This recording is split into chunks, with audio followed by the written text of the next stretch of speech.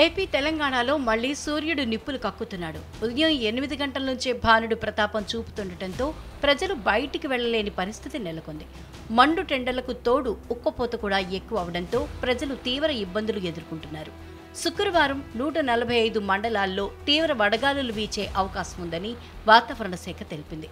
అదే సమయంలో ఏపీ తెలంగాణలోని పలు జిల్లాల్లో రెడ్ అలర్ట్, మరికొన్ని జిల్లాల్లో ఆరెంజ్ అలర్ట్ కొనసాగుతున్నాయి. గడిచిన 2 రోజులుగా బెజవాడలో ఎండ తీవ్రతకు జనాలు అల్లాడిపోతున్నారు.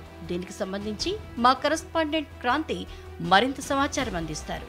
ఏపీ వ్యాప్తంగా ఎండలు మండిపోతున్నాయి. ఇక బెజవాడలో సైతం నిన్నటి నుంచి మాడు పగిలేటటువంటి ఎండ ప్రజలను తీవ్రంగా ఇబ్బంది పెడుతుంది. అయితే విజయవాడ వ్యాప్తంగా గత 2 రోజులుగా అత్యధిక ఉష్ణోగ్రతలు నమోదవుతున్నాయి. ఇక తీవ్రమైనటువంటి వేడి ఉక్కపోతతో జనం అల్లాడుతున్నటువంటి పరిస్థితి కనిపిస్తోంది. ఇక నిన్నటి నుంచి వడగాల్పుల తీవ్రత కూడా పెరిగింది.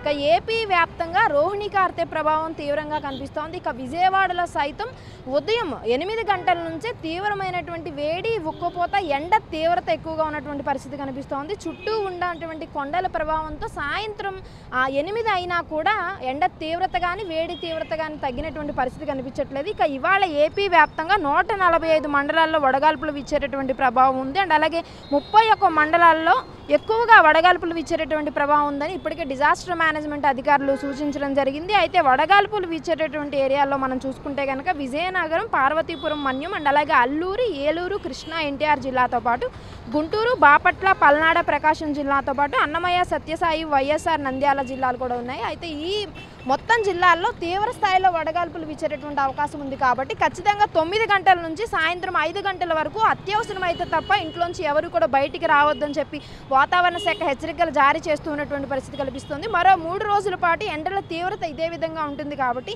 పబ్లిక్ జాగ్రత్తగా ఉండాలి. ముఖ్యంగా వృద్ధులు అండ్ అలాగే చిన్నపిల్లలు జాగ్రత్తగా ఉంటూ డీహైడ్రేషన్కి గురి కాకుండా ముందస్తు జాగ్రత్త చర్యలు తీసుకోవాలని చెప్పి వాతావరణ శాఖ హెచ్చరికలు జారీ చేస్తుంది. కెమెరా పర్సన్ వెంకటేశ్వర్లతో క్రాంతి, TV9 విజయవాడ నుంచి.